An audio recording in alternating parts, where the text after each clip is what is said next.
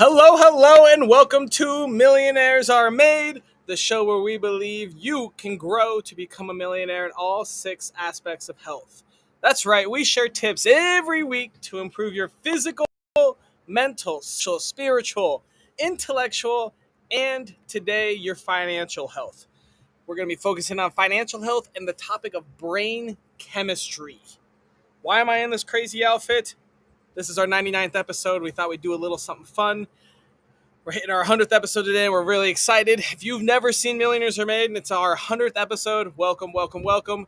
This is a show built on the fundamental belief that every person you meet knows something that you don't, and there's something to be learned from everyone in this big, beautiful world. In the spirit of authenticity, we do as little as we can to try to bias our guests. So when you hear their tips and their advice, it's going to come from their own background, their own journey and walk in life. Can't wait. We have 3 really awesome guests. They've all been on our show before and had amazing episodes. I can't wait to hear what they have to say about financial health and brain chemistry.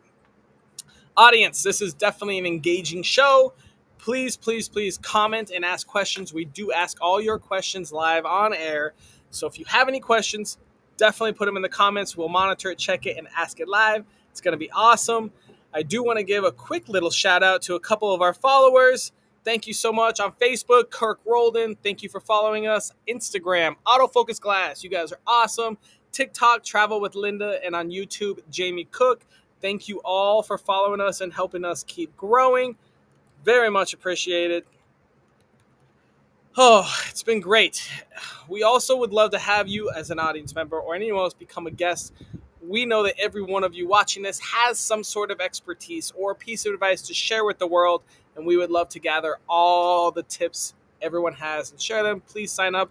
We're dropping the link below. Be a guest. Come check it out. It's really easy. We make it as simple as possible. Would love to have you and hear your piece of information to share with the world. If you are going through life right now and it's a little bit tough, maybe you just lost your job, maybe you just had a bad breakup, maybe you don't know your purpose in life, you're struggling with your spirituality, whatever it is, tell us. We will take all of our time and go out and find 3 awesome guests that will give you tips on how to get through that little tiny road bump, speed bump in your life, and hopefully you can get through it and keep growing. So let us know. If you like what we do, we obviously need and love you to like, share, subscribe, send stars. However you're watching us, send us some love so we can keep sharing as much advice as we can. I love helping people a lot, so I do offer a free growth consultation session. We're dropping the link right now. Sign up, come check it out. Talk to me one-on-one. I spend basically my whole life listening to really smart people tell me things, so I'm really good at regurgitating what they say. We're going to listen to 3 awesome people today, and I'm pretty much going to steal everything they say and tell the whole world. So if you like that, sign up and let's talk. Next up, we have our sponsors. This episode is brought to you by 4 awesome sponsors. We've got Craig Satkovsky. He's amazing. He's a human behaviorist and mentor. He spends his time helping entrepreneurs discover their true identity. Sometimes you can get lost in the tiny little things, the micromanaging, working in your business. So he'll give you the tools to figure out your purpose and achieve growth in your business and in life. Pretty awesome guy. Go check him out. Next up, we have Sarah Jones. Sarah's crazy awesome. She helps people master personal and their business finances to build a stable, safe foundation for your future while she lives in an RV with her husband. Super awesome. Go check out Sarah. Next up, we have Island Trail Adventures. Island Trail Adventures with Golly Pratt offers guided hikes through scenic Caribbean trails. So if you are a hiker and you love the most beautiful place in the world, the Caribbean goes hand in hand. Check them out right now. He blends stunning landscapes, rich history, and nature for an unforgettable journey. And our last sponsor for now is going to be Ross Alexander, who is a coach and a former athlete, inspiring others through public speaking, sharing strategies for coping, achieving goals, and finding your purpose in life. Ross is awesome. You should definitely go check him out. And without further ado, let's get into financial health and brain chemistry. So this episode somewhat was designed. We plan all our episodes months in advance, but this topic comes, at least I think so, from this book here. It's called The Edge Effect by Dr. Eric Braverman. It's a really cool book that you can learn about yourself the self test teaches you which neurotransmitter of yours is your strong suit, weak suit, how you can use diet, supplements, hormones, all sorts of different things to kind of increase and change those. You can check it out. We'll drop a link at some point to the Edge Effect. It's a cool book. Definitely has helped change my life. So I would highly recommend it. And that's all I've got to say. I have wasted enough time. So now we're going to bring out one of our first guests. His name is Mark. Mark, who are you?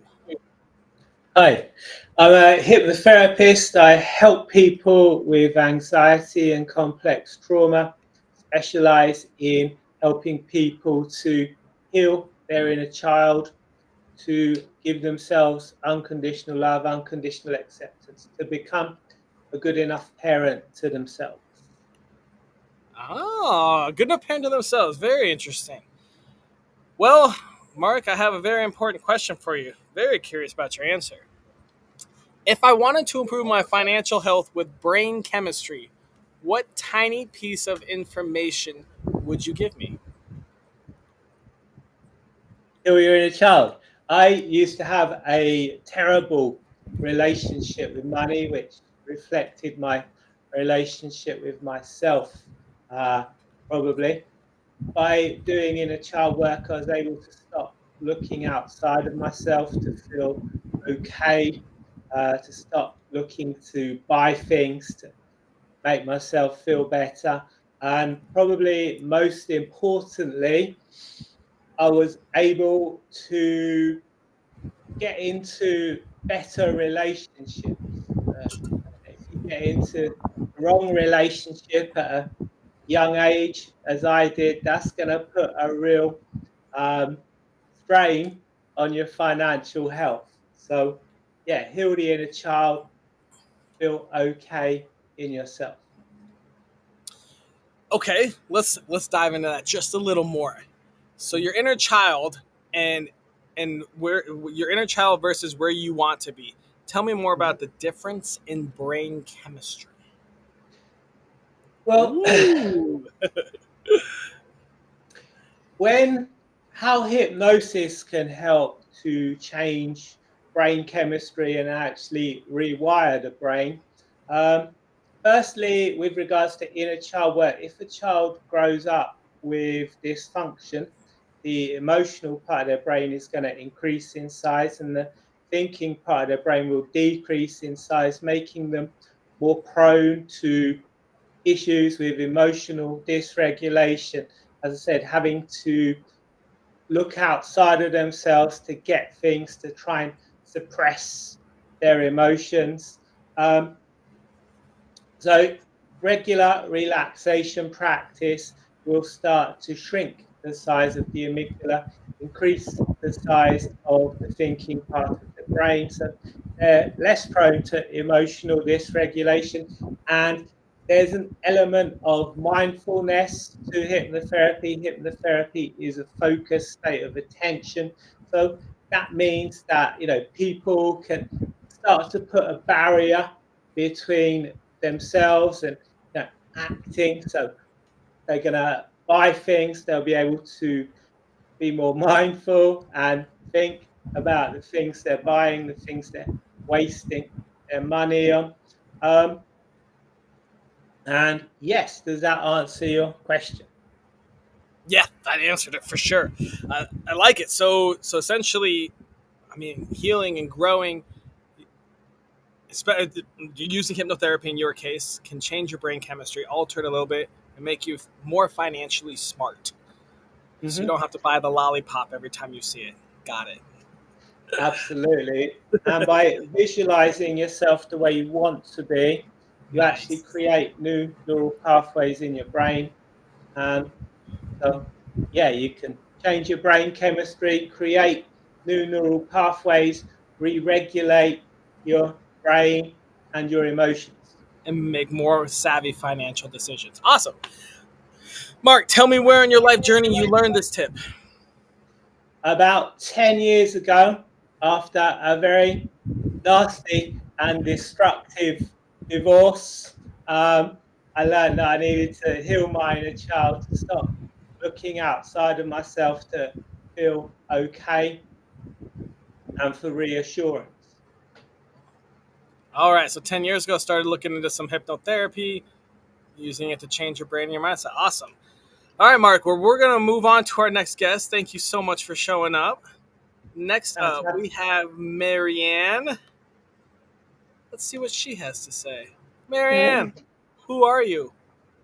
Hi, my name is Marianne, and I am a spending coach.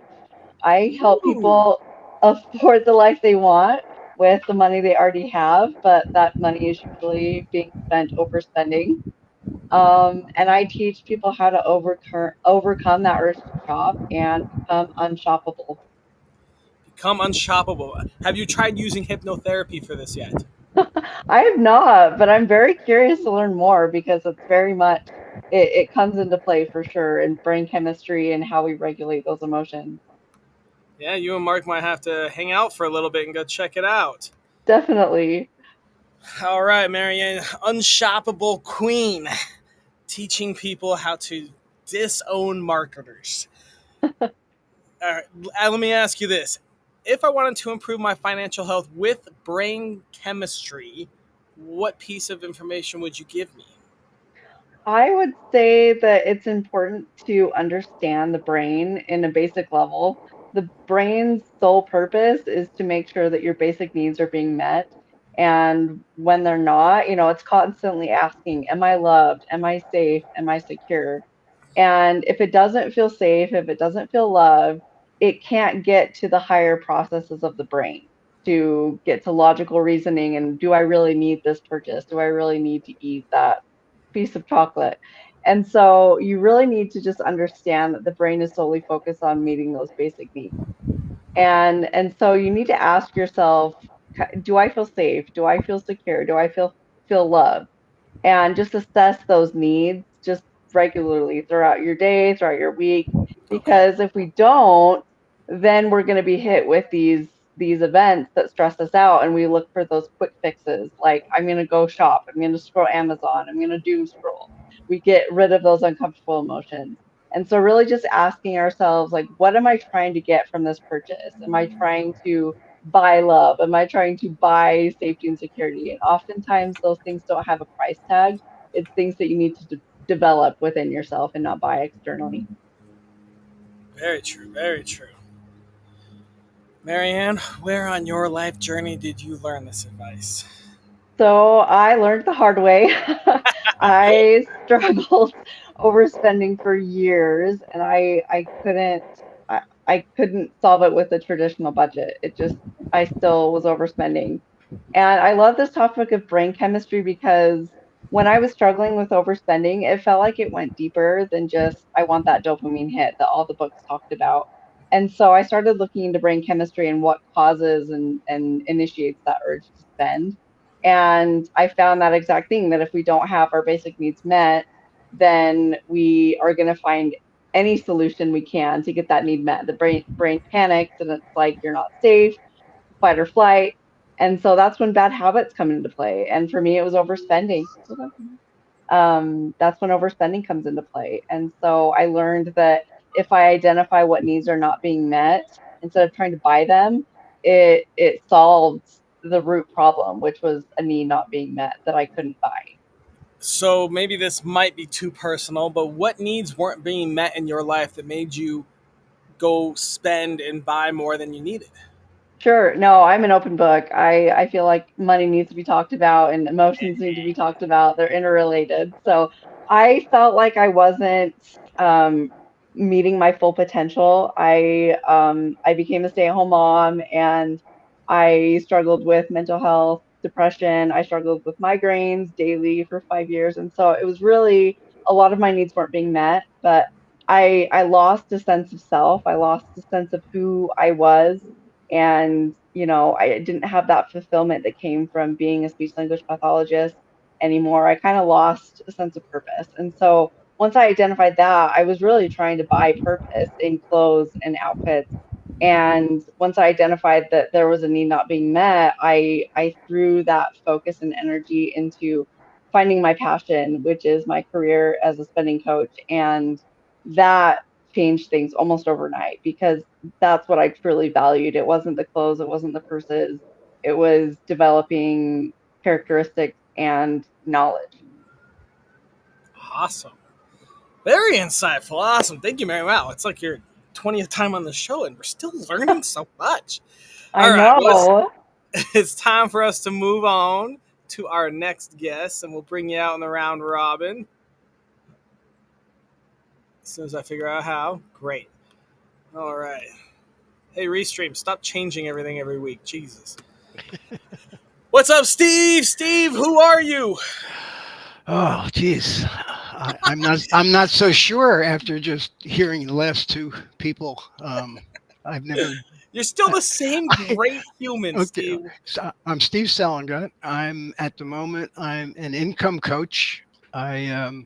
Which is my function is to help people get to a point where they have enough income to take care of all their current needs. Basically, trying to replace their not replace, but recreate it in another place, their the income that they receive from employment so that they now have a choice.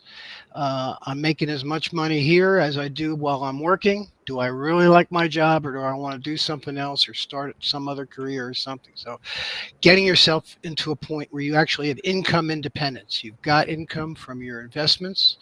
And in a sense, I work at the brain from the other direction. I create that comfort level of income so that you're prepared for pretty much anything that hits your future.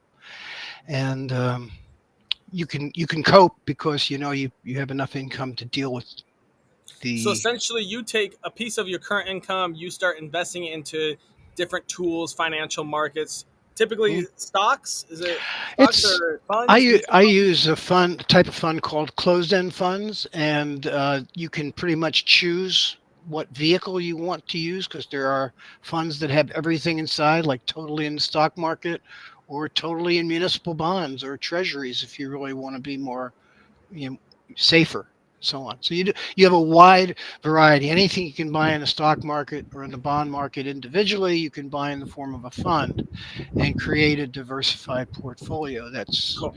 much safer and much more income productive. All right. So you're essentially give me a little bit of your income now. I'm going to grow it until eventually you're Y- ready to go and you can quit your job, go move on, do whatever you want, start a new business, take a little more risk. Right. I don't do that hands on anymore. I Oh, did okay. that for about over 40 years as a private investment management. Now I look inside your portfolio and I say, hey, this is what you can do to get you to financial independence. That what you do in work is now optional. If you love Cool. it, you keep doing it. If you want to find something else that you do love, you can go do that too. Awesome. All right, Steve. Too many questions. We got to move on to another one. Okay. We'll get back to that. All right. I got a very important question, Steve, and I'm very curious to see how you answer it. If I wanted to improve my financial health with brain chemistry, what tiny piece of advice would you give me? Okay. Somewhere inside your brain, and the other experts here could tell you where for sure, there's an element of fear.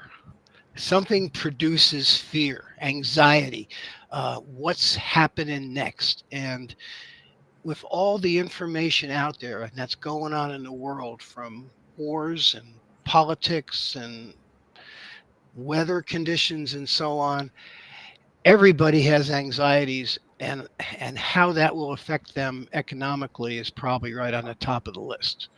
My thought, my what I teach is that you have to change your mindset. There you go, right up there. Your cranial mindset from thinking about the market value of your assets, your financial assets, your investments, and so on, and changing to thinking about the amount of income that they generate. And how do I get into a place where the ups and downs, the volatility of the markets, the changes in interest rates, things that happen to the economy, to the environment, to the world politics generally will not have any impact at all on that income that I'm producing. That's the answer. That's what it is. Changing that mind, getting rid of that fear element that's in there about your Getting rid of that finances. fear. Yeah. Well, it's easy when Steve's got your back. Yeah. Easier said than done. All right, Steve, where on your life journey did you learn this tip? Where did you start I getting rid of that fear? well, I actually never developed the fear, and that Oh, was, and it's a part of, dumb luck because my dad was very successful, real estate investor. I mean, stuff like that. And his focus, he had a type of business that they call vertically integrated, where every aspect of the business is under his control and becomes a money stream. So if you're in real estate and you have properties and you build houses and you can rent them as well as sell them, you have an extra income stream from the rentals. You can sell the insurances that go with home ownership, and most people who own homes have cars as well. So you have that whole package, and there's another stream of income. And then after a while, if you're successful at selling homes, you have money and you can almost become a bank because you can take back the mortgages on the homes you sell. So yet a third stream of income, and in addition to the sales. So you got four streams of income. And he drilled this into my brother and I, that income is king. The more income you have, the more you can do, the more you'll be able to do for your children education wise, the more you'll do for yourselves, the more you'll be able to keep a happy wife, happy life type arrangement. And that was it. Think about the income. Don't ever make an investment that doesn't pay you something. yeah. So I became an income focused person very early on, and always, from the time I was 25, I actually had an investment portfolio that was generating income, and I grew that income, and I grew an understanding of the volatility of the marketplace. And it's not something like, oh my God, this year has been very volatile. It's The market is always volatile. It's always up and down, and individual securities and sectors are always up and down. And that's the only thing is that you don't know when it's going to happen. So take advantage of it. Be in a position to take advantage of it when it goes down and when it goes up. You buy when you can get it cheaper. You sell it when it's higher. And it's not as easy as I'm making it sound, possibly, particularly when you just get started. But uh, once you bring that home, once you have that internalized, that you have this stable, growing income stream, other stuff that goes on in the world just doesn't rock your boat at all. I mean, in a bad way. I mean, so there Nice. you Very insightful, Steve. I like it. All investments need to produce income. right, Very important. absolutely.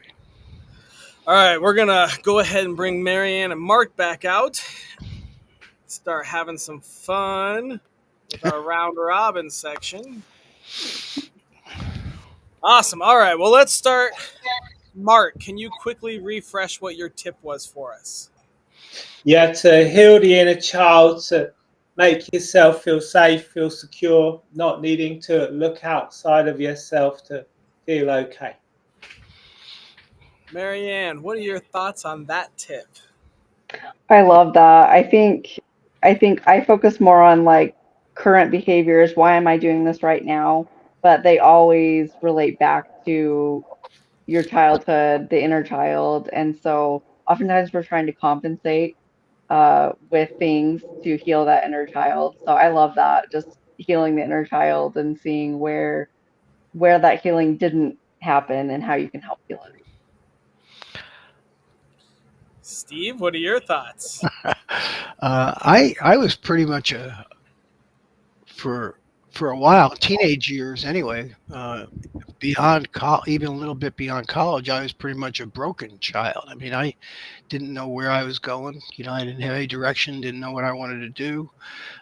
Had all that stuff going on in my background that was, was there and I knew about it, but I wasn't really focused enough to put it to use in any way, until I got out of college and reunited with my wife. That she sort of, I guess she grabbed. I don't know if she grabbed my hair or my earlobe and just pulled me out of the trash there I was and got me focused to go forward. And that's when I regained the sense of direction and the energy, and I started having the ambition to improve our position in life. You know, so the inner messed up child got thrown aside, and a somewhat I don't know how much of an adult, but an adult replaced him, and somebody who had a real sense of direction. I mean, I really got a sense of direction quickly once I got booted in the butt and put in the right direction. Then I saw it, and I just went for it. All right, we've got a question from the audience. Let's go over. Are there any techniques I can use to avoid impulse spending, especially when I'm stressed or bored? There you are. Yes. There's so many techniques. We need to chat. But the best thing to ask is, what am I looking for? What am I searching for? Because oftentimes we're not even looking for anything. And then we see an item and we go, oh, that's the perfect solution for a problem I didn't even know I had until I saw the item. And so asking, what are you looking for, even before while you're on your phone, why am I doom scrolling? What am I looking for? And again, often you're just bored. Often you need to do something other than be on your phone that you won't find on your phone. And then you end up impulse spending. And then asking yourself, do I need this item? If you see something you really want, do I need this item right now? Or am I just trying to buy it to feel good, buy it to fill, a temporary need? How could I fill that need without buying something? Could I feel that love and belonging with friends? Could I feel better about myself without the clothes and accessories? Could I develop an inner characteristic? Any other thoughts, Mark or Steve? No, no. I think Everything, the expert is here. That's good. yeah, everything Marianne said, and maybe if you're on the phone, put the phone down and walk away for 10 minutes and come back. If you still want to buy it, then yeah. All right, we've got another awesome question. This will be a fun one for you guys. Let's see if I can grab it real quick. All right, if this is good. If financial wellness is linked to brain chemistry, does that mean I can blame my shopping habits on my neurotransmitters throwing a party without me? Ah, I love that. I, shopping. I, I feel like it's easy to blame the brain. It's easy to blame marketers, but Hey, we do really, a good job out here, okay? really, it's no one's forcing you to shop. No one's forcing you to click buy now, and really, it's a need that's not being met. And I'm a huge proponent for therapy, um, things that you're not even aware of that are making an impact on your spending decisions. Um, I would say, it's constantly analyzing, what are my future goals? Like Steve talked about, what are my financial goals with investing, and does that align with my future goals? And will this item actually heal my inner child, or will it just provide that temporary satisfaction? But I love that. Blame my shopping habits on my neurotransmitters throwing a party Without me, without me. without me. Be part of the party and show them where the party's really at. It's pretty funny. So the book that I was shown earlier, The Edge Effect, first got introduced to that in a class in college called The Economics of Addiction. Super fascinating class. Aju, you're awesome, Professor Fenn. Uh, it was definitely like probably one of the top It's probably the only class I really remember. But this book was crazy because it teaches you all about your own neurotransmitters, right? It takes like verbal and written tests to kind of analyze where you are, then has ways to change it. And the reason we studied it was all about the economics of addiction and marketing to like shopaholics, to how Apple keeps people addicted, all these kinds of brands.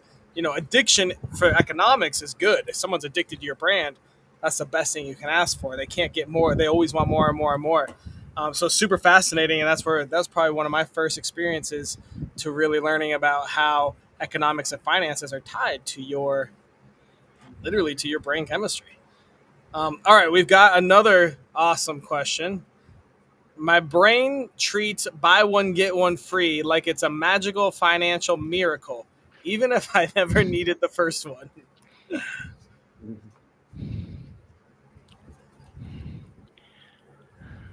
I love that. I'm sorry, I'm talking so much. I love this topic.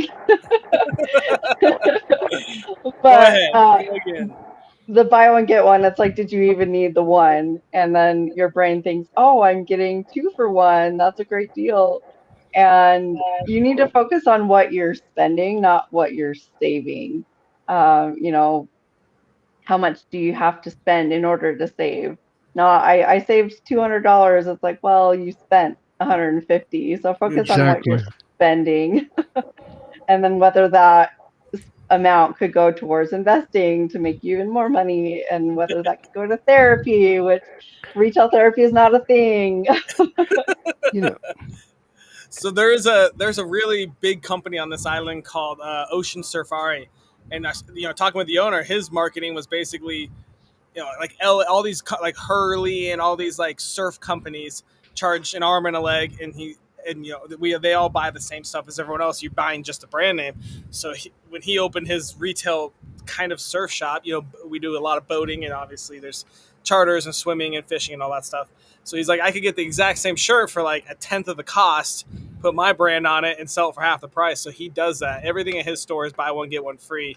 But it also helps his marketing. Everyone on this island wears Ocean Safari. You can't even find like Hurley out here. I don't even know where I would buy it if I wanted it. And so you he know, did.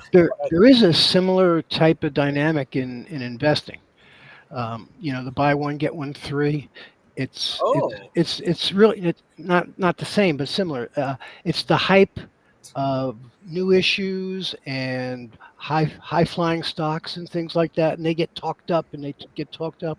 And when you coach, you find portfolios that have these old positions in things that were the hyped up securities of the past, and the people are still holding on to them for years and years, and they're now almost the equivalent of penny stocks or less, but they're still hopeful that someday this thing that they may have paid 75 $100 a share for, and now it's kind of meaningless. Well, someday it'll come back and make it true that it was the one.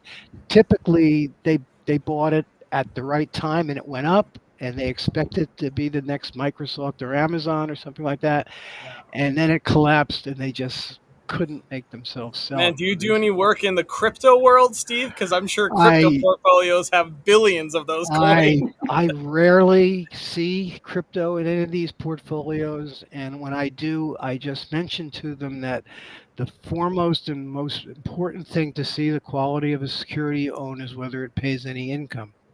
And crypto itself doesn't pay any. I have also They got seen dividend cryptos. I have seen ETFs and things like that that do pay some Yeah. dividends, but I myself have never owned any. And when I was managing all that for hundreds of people, when I was managing their money, I never used crypto, but I never used a lot of things that I thought were speculative. So that's just my mindset. I don't take risks, Yeah. particularly when it was other people's money, and I don't with my own either. Smart. So. All right, we've got one last response from the audience, and then we're going to move on to our daily challenge. So Abel says, I read somewhere that try swapping retail therapy for a hobby or a walk. Your wallet and your mental health will thank you. Mark, I'm going to have you start us off with this response. Yeah, Retail therapy, mental health. Tell me about it. as long as it's not a walk around the shops. Um, a walk in nature, yeah, that could really help your mental health. Find things that you can appreciate, and things that you can look at them and think, wow, and yeah, that'll start to make you feel better in yourself, improve your brain chemistry, and yeah, help with the shopping. Awesome. Any last words, Marianne or Steve? Not me. That was perfect. All right, well, let's move to what might be a difficult part of this show. We have to come up with our daily challenge. This is a task to improve our financial health with brain chemistry that takes less than 5 minutes a day, costs $0, and is available to anyone in the world from Nepal to Tanzania. What should our challenge be? I'm going to say Oh, I was, gratitude journaling, say that again? gratitude journaling. Okay. I, when I was first thinking about it, I was going to say, um, play Wordle or Quordle or something like that for 5 minutes. You won't be thinking of anything else, and it'll help you. But the other alternative to that, really, I think, is some form of exercise, like walking was just mentioned. I walk or I ride my bike, and I find it very easy to just either not focus on anything at all or focus on one thing that might be bothering me and coming up with a solution. Yeah. We did have a suggestion from the audience. Walk around a store and go right home. Best that's challenge that's ever. challenge Perfect. ever. Imagine if we had like a million people do that in like one city. We all just go to stores. All the retail stores are like, why do people just keep coming in and walking around? Walking around. They're just all confused. So to try to focus on the brain chemistry, I do like the Wordle idea. Um, yeah, how can we improve our financial brain chemistry? Marianne, any thoughts? Yeah, the thing that helped me, it was really overwhelming to deal with my spending, and it can be a damper a little bit. It's like, oh, I'm so far from where I want to be in the future and now. But asking yourself just why you're doing things throughout the day, like, why am I going to the pantry? Am I even hungry, or am I just bored, or am I just irritated with my kids? Why am I scrolling on Amazon? Just asking yourself those questions, because oftentimes you're not going for that, you're just going for the dopamine hit, but really you need that walk. You need, maybe not around the store, that's too tempting. Yeah, that is But that's a challenge for sure. walk outside, or like remember good memories from your past, being grateful for what you have instead of what you want. You can admire something without buying it. Right. So, all right, let's see. I think I've got something for me. So let's take. So Mark said gratitude. So we got to think about brain chemistry, right? So how can we change how we think about financial health? So we probably should research something. Maybe we search. I don't have that answer yet. And then the gratitude and visualization definitely helps. Peace of mind. Maybe we ask ourselves questions like, "What do I need to buy today?" And if we write it out like early in the day, like we try to stick to that almost. What should I spend my money on today? Maybe that should be our first question. What do I already have that I'm thankful for? Little gratitude, so you don't go buy more stuff. Mhm. You start realizing what you have is what you need. How do you guys feel about that train of thought? I think that's a good one. Yeah. What else can we Absolutely. add to kind of make it more your brain chemistry? So, trying to think about who you are. I think gratitude definitely alters that. So let's definitely start with ask yourself what you have that you're thankful for. Okay. Y'all agree with that so far? Yeah, but Yep. Absolutely. the other one is what you don't have that's driving you crazy. And why? And why? Yeah. Like, what's one thing that you would want today? And then, do I really need that? Would that make my life better? I like those questions too. What one thing would I love to have right now? And do I really need it? I think that's a great little topic to start with. Start you thinking on, every time you're about to buy something, do I need it? Do I have something I'm happy and thankful for already? And then any other last? I mean, we got that's two questions. We got like 2 or 3 more minutes. I was gonna say, did I need it before I saw it? Because a lot of that is just you see it and go, "Oh, I want it," but did you even have a need before you saw it? Maybe like the last purchase you remember. Think about your last purchase and question if you actually needed that. And if it brought you the lasting happiness or if it was just that temporary satisfaction. And you could also journal thoughts that relate to purchasing decisions.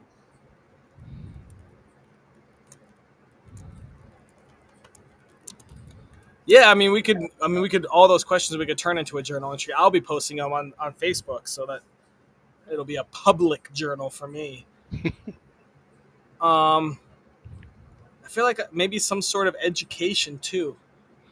Maybe like looking into. I mean, we could do income producing stocks, but brain chemistry. We could do why we buy, which is actually a book I literally have right now that I'm going to be reading soon. What's something that we could do that would help our financial brain chemistry? Something you could like just search every day, like how the brain works, how marketing techniques. Maybe if you learn how marketers market, you can start to just understand and avoid that. Uh, from the financial aspect, maybe it's outside the brain, but still that learning about what securities really are. I mean, most people there are people out there probably don't know when they buy a stock that they're becoming an owner of the company in a sense, in reality, or that a bond or something like that is really a debt security that the company is going to have to make money to pay you the interest on.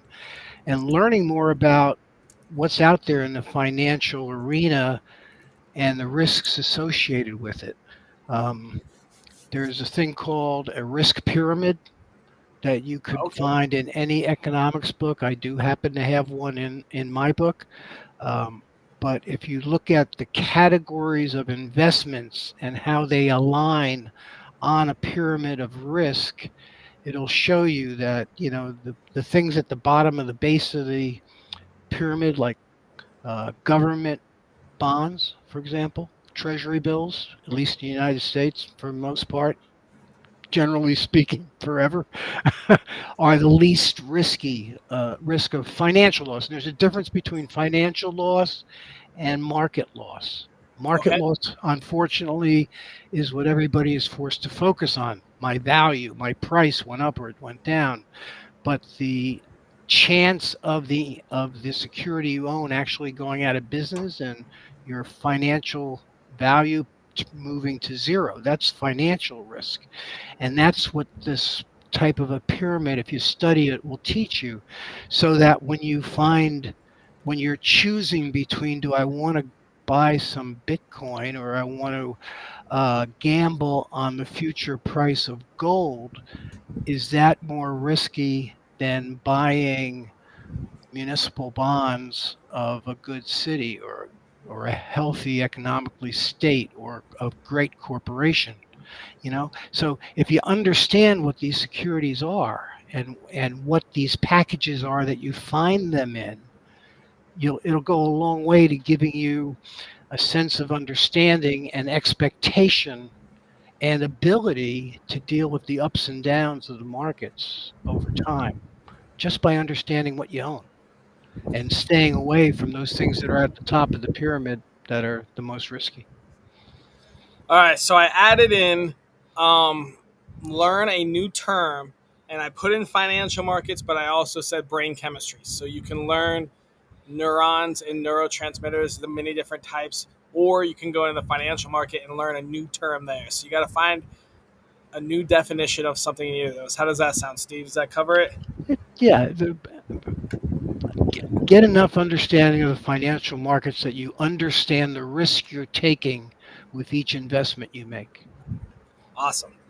All right. Well, then we officially have our daily challenge. We'll talk about ourselves. We'll go find some learning out. We'll think about our last purchase, all sorts of fun stuff. Awesome. We did our challenge. We are all set. Thank you guys so much. I'm going to put you all backstage now.